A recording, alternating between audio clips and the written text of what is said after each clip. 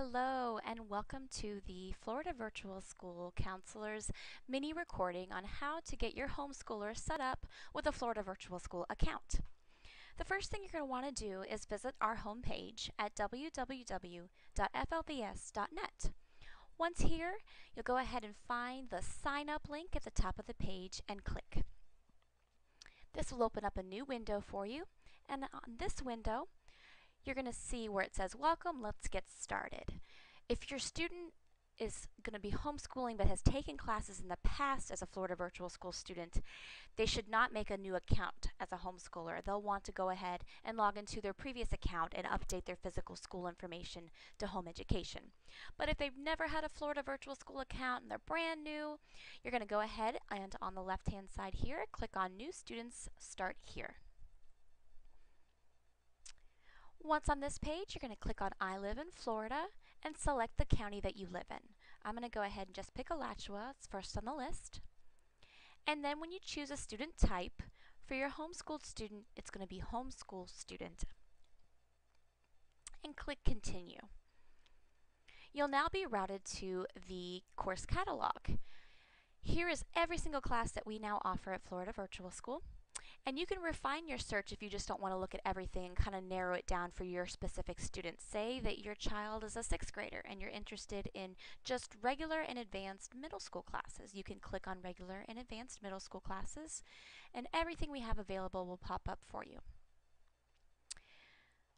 I am going to go ahead and just not refine my search, have all of our classes listed, and for my homeschool student I'm setting up today, I'm going to go ahead and just have them do creative photography. It's a wonderful elective that we offer, so I'm going to go ahead and select that. And this happens to be a full credit elective course. So my child has never taken creative photography. I would like for her to take both segments of the course. So I'm going to click on segment 1 and segment 2.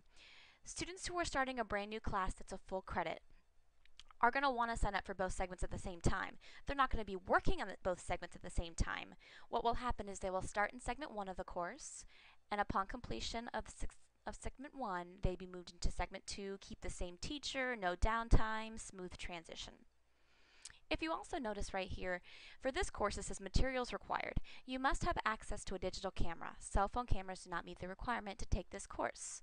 That's good to know. If I was signing her up for a class and I looked at that and realized, oh, we don't have a regular digital camera, she wouldn't be eligible to take this class unless we purchased one. I might change my mind on the class. Also, a lot of times the prerequisites for higher level courses are listed. For example, Algebra 1 before Algebra 2, English 1 before English 2, etc. Now I get to choose the preferred start date. If you click on this little calendar icon here, a little calendar will pop up.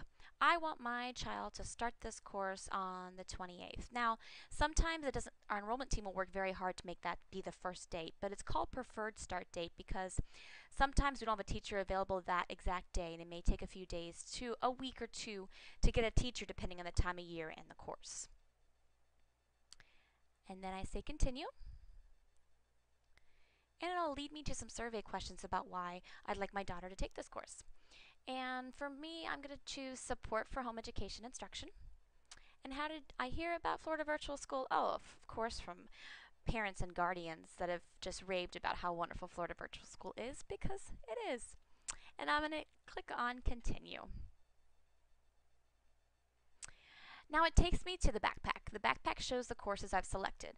I can add more courses at this point. I can delete a course request if I maybe change my mind about the class, or I can continue. For right now, I just want my student to start off with one class and get her feet wet and see how this one is for her. So I'm going to click the continue button. And now the next step after I've picked the courses I'd like my child to take is to create the account for her.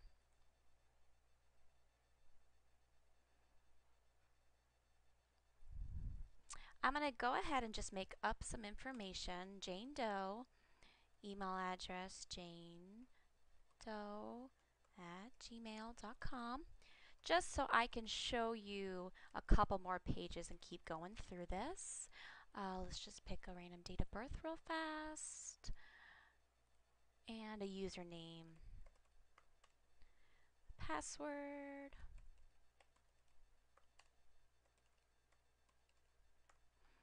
Security question, favorite food, we'll just say Jane's favorite food is pizza, and color of Jane's kitchen is going to be white. Okay, let's sign up.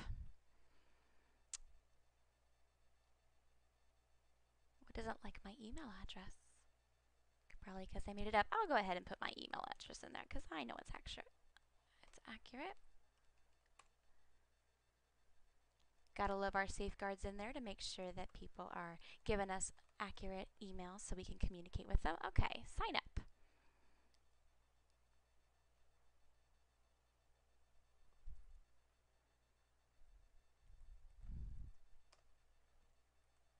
Here we go. Once you give them all the information for the new student sign up, the next page will never come up. Hang on a second. Here it comes. Alright, and the student profile pops up and it just wants to make sure that all the information that you've provided is accurate. Just gives you, you can look through it. The top, the personal information. We'll choose a gender for this Jane Doe will be female. Birth country, we'll go ahead and pick the US, and she speaks English as her primary language. Current grade level, she's taking creative photography. It's a high school class. It does ask for social security number, student number, if you know the Florida ID number or a district ID. If you don't know this information, that's perfectly fine. You can leave it blank for now, and we can always add it later on. Then you want to add an address.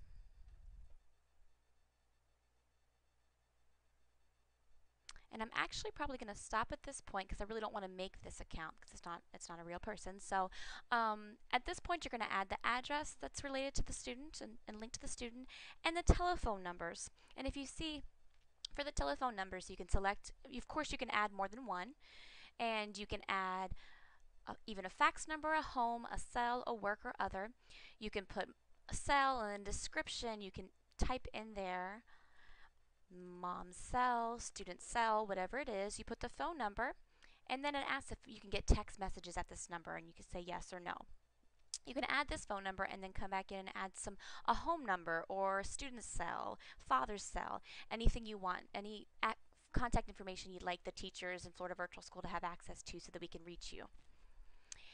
Finally, once you put in this information and you hit next, you're going to be taken to a page that is going to ask for the guardian information. That's where mom, dad, legal guardian, custodial parent puts in the information so that we have a parent linked to the student that has access to the account. We can communicate with for our monthly calls.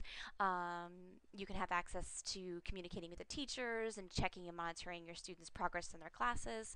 And it'll also email you a link to how to set up your own parent account. Once the account is created, you actually can log in and you can see your account. The next step for homeschoolers, once you do have your Florida Virtual School account set up, is to make sure that you reach out to the home education office in your district to ensure that your child has been registered as a homeschooler.